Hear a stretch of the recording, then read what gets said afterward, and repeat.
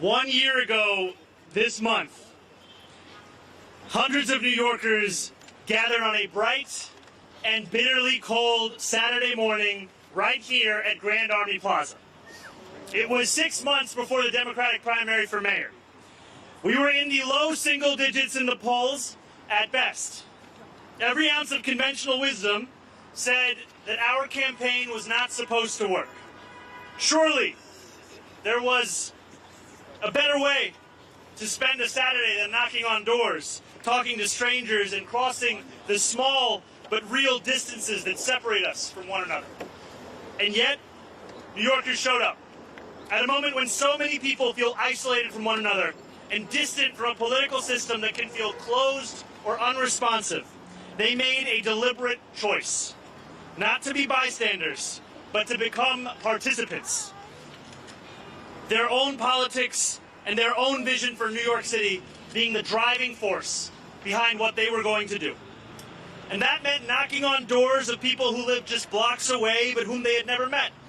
It meant asking questions instead of assuming answers. It meant listening instead of lecturing, finding common ground. And that experience taught us something simple and profound. Democracy works best when people are not treated as an audience, but as an active part of it. Governing demands the same. That is why we are here today. We are gathered at Grand Army Plaza, surrounded by powerful symbols of public life.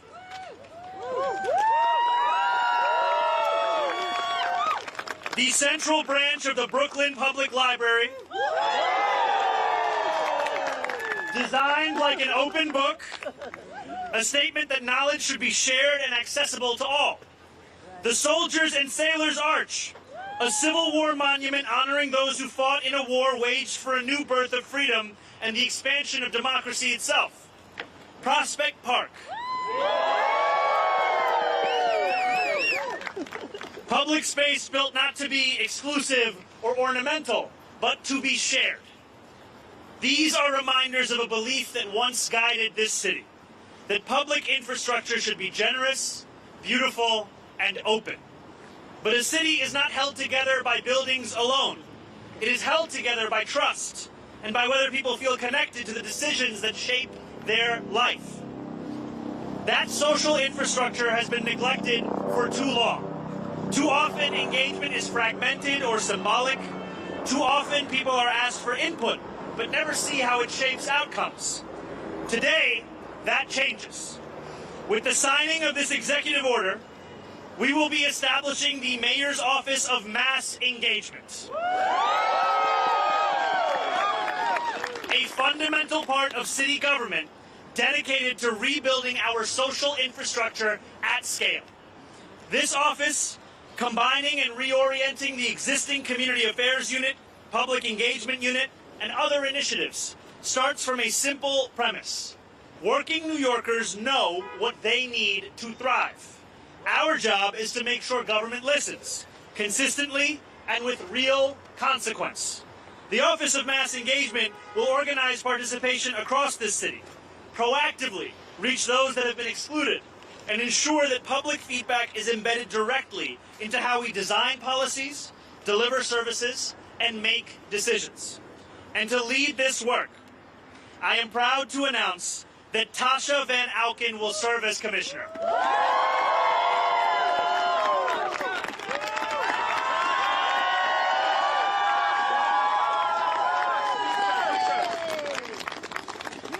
Since President Obama's first campaign in 2008 to her leadership in New York City DSA, Tasha has spent more than a decade organizing at scale, developing leadership, building trust, and helping working people turn priorities into action.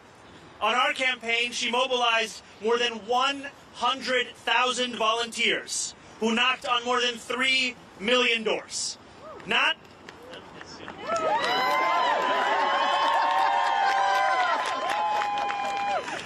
just to win an election, but to build leadership and a real sense of community across the city. She also spent many years working at the Blue Man Group, which means she brings both organizing discipline and an unusual tolerance for chaos. The Office of Mass Engagement reflects how we intend to govern, with humility, openness, and a firm belief that democracy is strongest when it belongs to the people, not just in theory, but in practice. And we should be clear about how this work will be judged, not by how many meetings we hold or surveys we collect, but by whether people can see their voices reflected in the decisions that we make.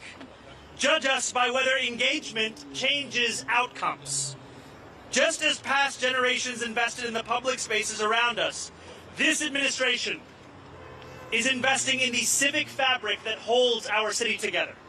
And that same commitment to openness, participation, and rebuilding trust in our institutions guides how we approach every part of city government. That is why today I am also announcing that Ali Najmi will serve as chair of the Mayor's Advisory Committee on the Judiciary. Under Ali's leadership, this committee will take on a more public and engaged role, reaching beyond City Hall to the wider legal community, demystifying the judicial selection process, expanding who participates in shaping our courts, and ensuring that our city's judicial system applies the rule of law universally and does so without favor. This includes proactive engagement with legal services organizations, bar associations, and minority and affinity bars, with the goal of widening the pipeline and strengthening confidence in our judiciary. Ali is a civil rights and election attorney with deep experience in our local courts, a longtime bar association leader who has helped diversify the judiciary in Queens, and someone I've known and admired for more than a decade, as a friend, an attorney, and a leader in this city. Tasha Van Auken, Ali, welcome to a new era in our city. I look forward to building it with you together.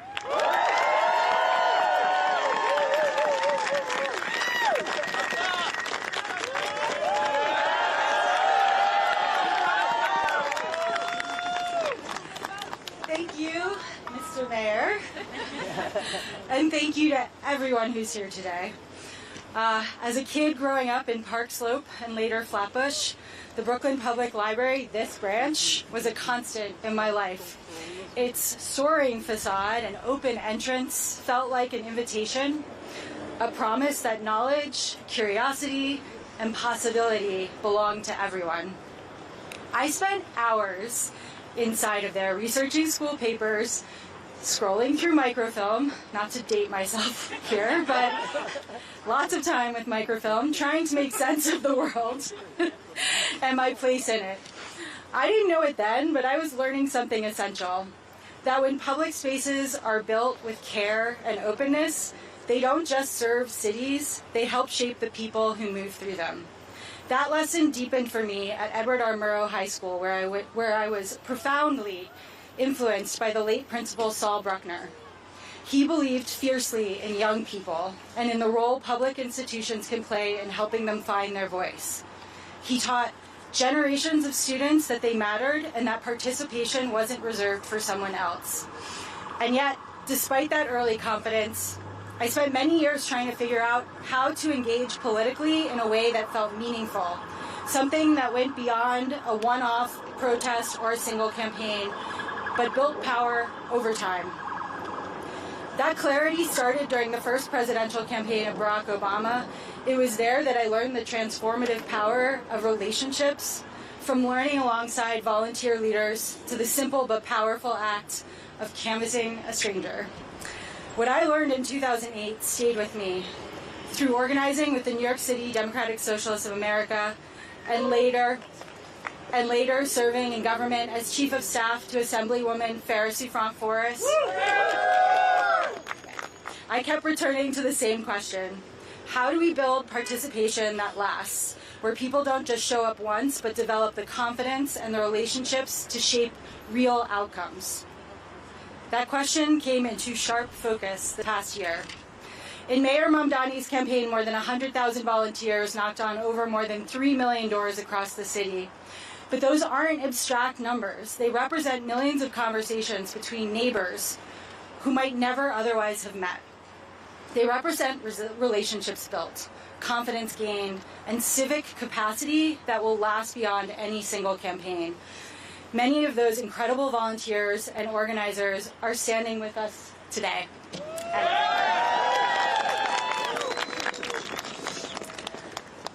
You all changed New York City, and I'm so grateful to you.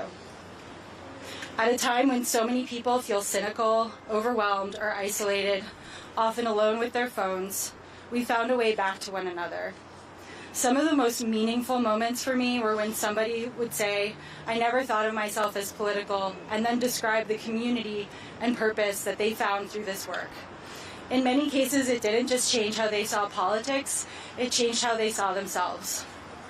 That is what brings me to this role and to the work of the Office of Mass Engagement.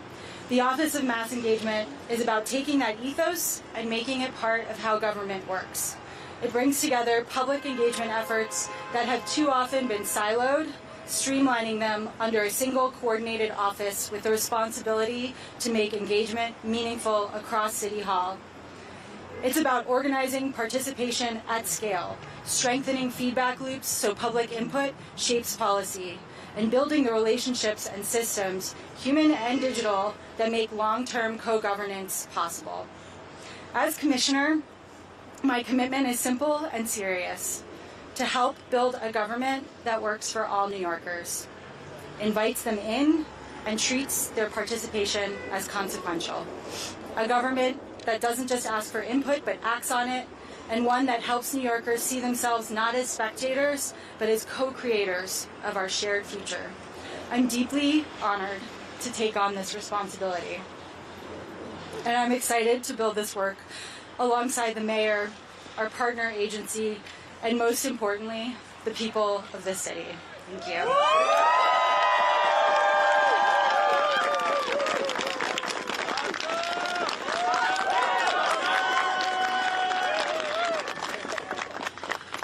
Assalamu alaikum. Good afternoon. Good afternoon. Mr. Mayor, thank you for appointing me to be your chair of this advisory committee on the judiciary. As an attorney who has litigated in the courts of this city for 15 years, I know and I have seen firsthand the power that judges have on people, regular people, working people, and attorneys. And it is this committee's directive to find and recruit the best judges in the city of New York, the most qualified, the ones who understand what it means for people to appear before them in criminal court, in family court. And it is the directive of this committee to reach out to the wider legal community and to the attorneys who have toiled for indigent legal services, for the attorneys who have represented families, who have represented parents and children in family court, who have dedicated their lives to making this city and this state a more just place. To those attorneys, I want to tell you that you have an opportunity to also become a judge, and that this committee will reach out to every nook and cranny of this legal community to encourage that we have the best, most robust, diverse applicant pool for the judiciary. Mr. Mayor, thank you for entrusting me with this service.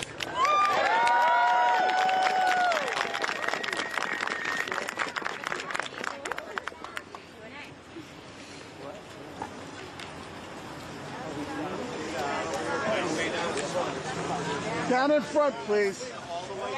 Guys. Down. Everybody down. Excuse me. The fur hat. Excuse me. My head squeeze in the middle here. Stills, everybody down. Down. Stills. Can everyone go down? Have a good week. Thank you.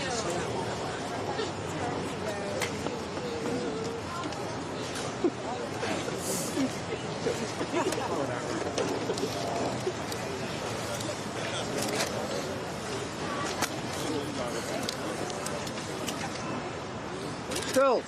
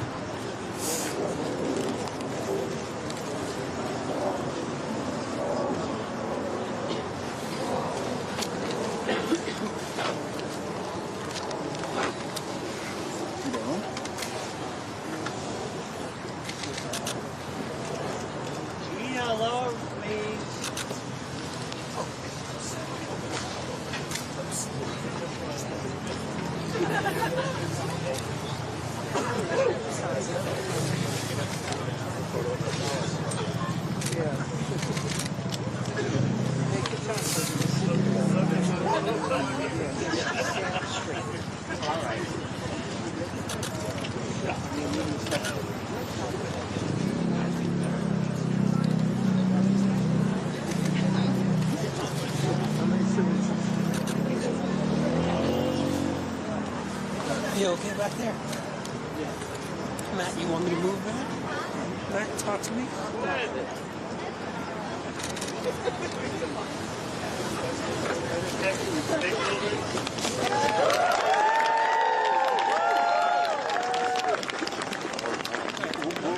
Guys, we need to step back, please. Thank you. To come back to the Can you have him hold the paper, please? Yes, yes. Oh, he's gonna hold the paper.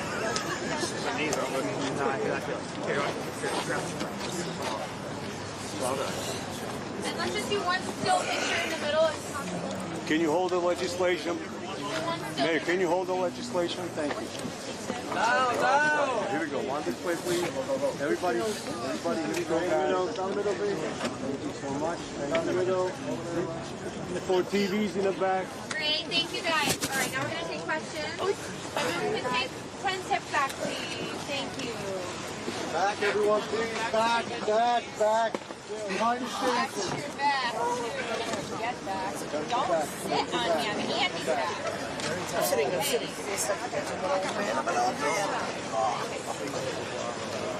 starting with on topics about the 2 officers. All right, just before we start on topics, if we can have one last round of applause for Tasha Van Auken.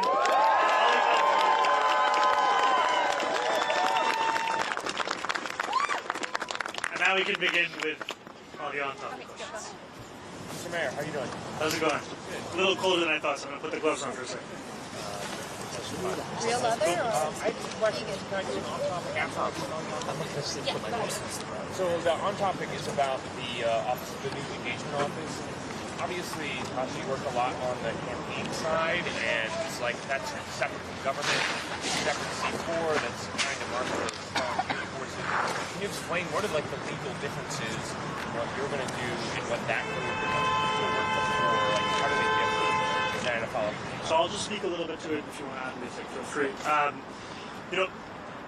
The work of civic engagement has existed before. Today it has been a part of city government. However, it has often been siloed in different parts of city government infrastructure, sometimes under different offices, sometimes through different initiatives. Part of the intent of this executive order is not just to create a new office of mass engagement, but also to cohere all of the work that is already being done into one place, so that we can ensure that it's not duplicative and it's actually fulfilling its intent. And then the other part of this is to transform what government deems to be acceptable when it comes to public engagement and outreach. Oftentimes, the outreach and engagement of city government is done with an intention to justify a decision that's already been taken. The point of this office is, however, to make decisions with a large part being what the public actually thinks about those decisions. And I can think of no one better than this New Yorker to my left, who fundamentally reshaped what so many across the city, including myself, thought was possible in terms of the engagement in a citywide race to bring more than 100,000 people out to knock on doors and make phone calls. Sounds good. So what's the budget for this new office? And then also, is this, I know today is just day 2, but is this also a way to ensure that you are able to keep everybody engaged so you can get reelected again? I have to tell you, this is done with the intention of delivering for New Yorkers today, delivering for New Yorkers every single day.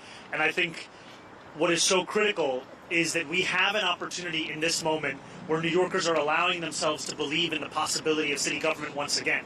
That is not a belief that will sustain itself in the absence of action, in the absence of actually delivering for them. And so it is right now, in a moment like this, where we need to institute this kind of an office, this kind of an approach. And I would also say there is a through line between the actions taken to establish this new office and also the appointment of Ali Najmi in leading the recruitment and outreach efforts for our judicial system.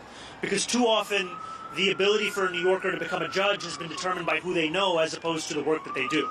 And what Ali is going to bring forth is a newfound focus on ensuring that not only does our judicial system reflect the city that it serves, but also that it reflects a commitment to excellence and an application of the law in a universal manner. How many employees? Will they be civil service or will they be appointees? There are a number of employees within this office that are already working for the city within previously existing offices, and then the specifics of how it will expand beyond that is something that we will be sharing today later. And he said one of your best qualities is you're a really good listener. It's very kind of him. With respect to this new agency, can you give us an example of a time where you spoke to the public or a group of stakeholders and it made you change your mind on a certain policy or issue? You know, a few years ago, I was an assembly member conducting a number of meetings on the MTA. My Chief of Staff, L. Bisgard Church, and I were looking to put together a campaign in Albany that would look to fix the MTA.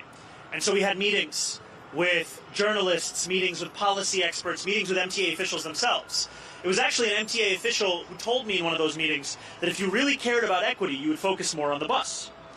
And it was soon after in a meeting that I had with a friend of mine, Alicia Singh, who brought up the fact that in order to deliver not only in terms of economic relief, but also in terms of public safety, this would mean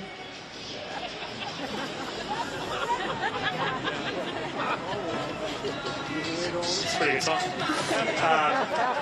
This would mean also making buses free.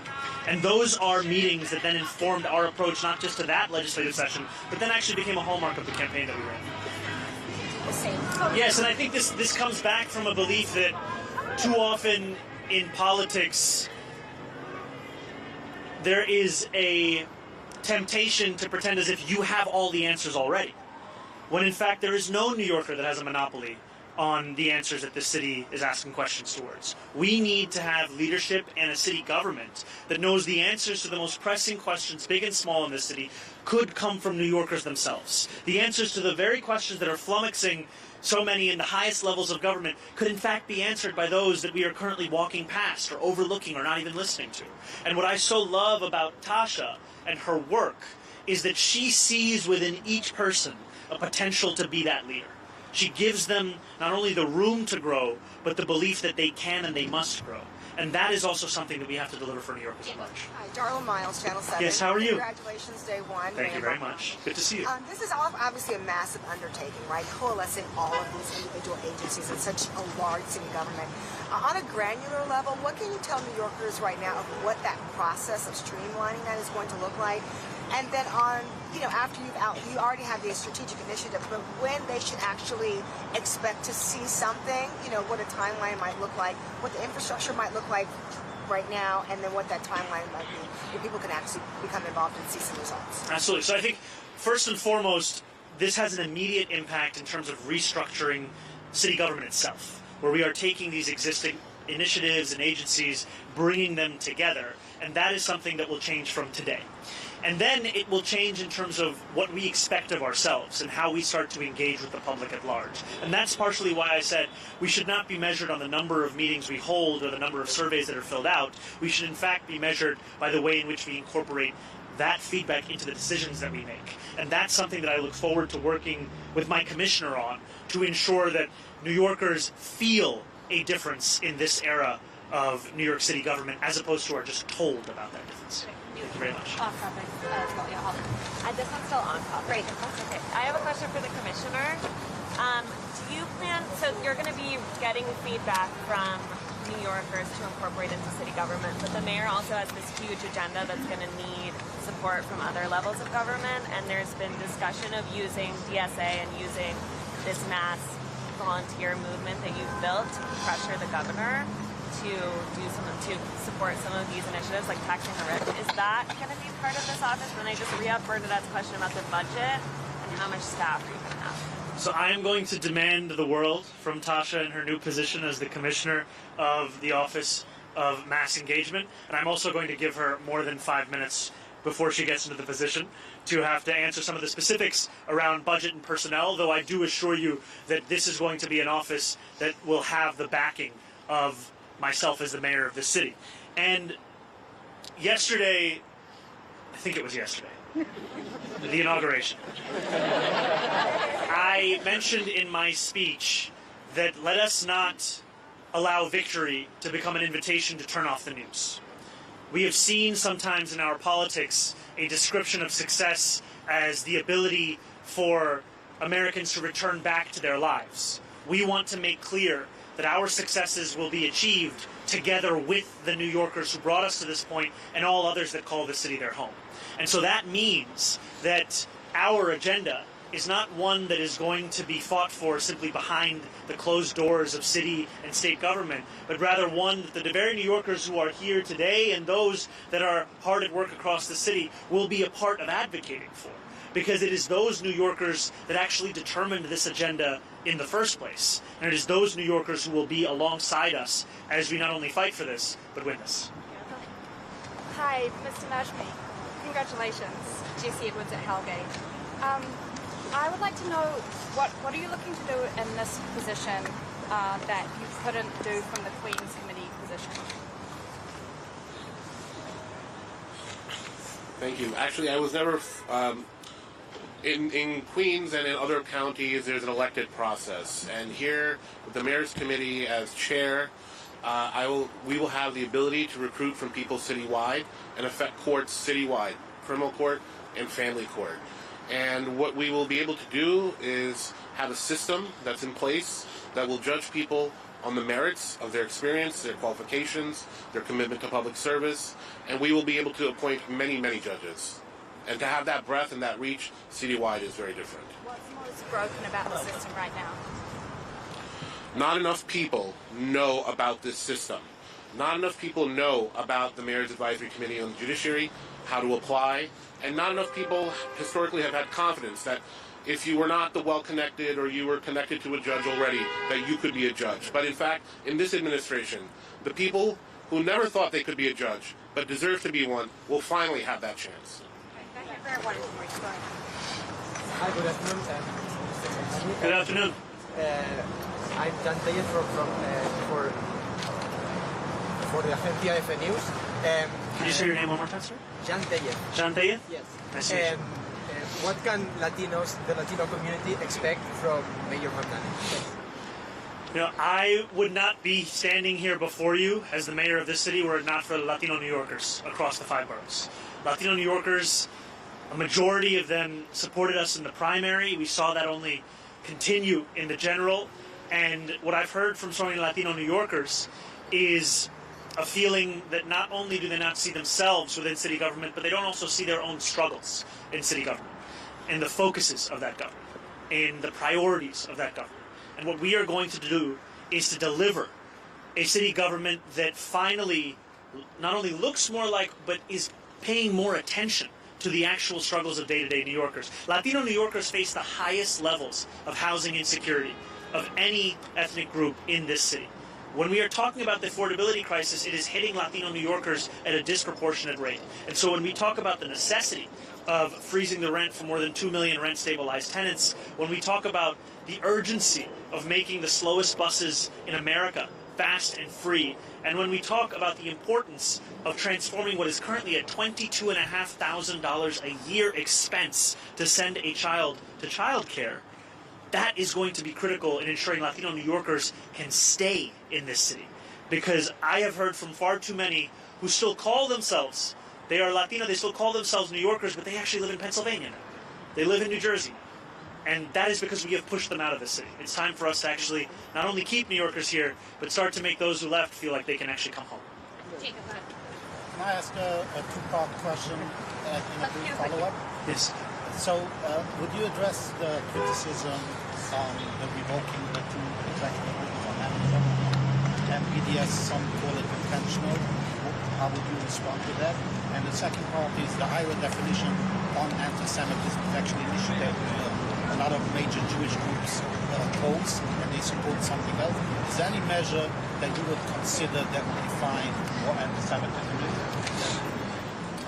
So I was proud yesterday to sign a number of executive orders that will give my administration a clean slate to get to work on delivering a new era for New Yorkers, one where they can envision living an affordable and dignified life. And my administration will also be marked by a city government that will be relentless in its efforts to combat hate and division. And we will showcase that by fighting hate across the city, and that includes fighting the scourge of anti-Semitism, by actually funding hate crime prevention, by celebrating our neighbors, and by practicing a politics of universality. And when we speak about the IRA definition that you asked about. Protecting Jewish New Yorkers is going to be a focus of my administration, and I also know that a number, as you said, of leading Jewish organizations have immense concerns around this definition. And so what we will do is actually deliver on our commitment to protect Jewish New Yorkers in a manner that is able to actually fulfill that. Thank you guys so much. Sorry, there was a second question. Would you say it wasn't intentional, that this was on day one?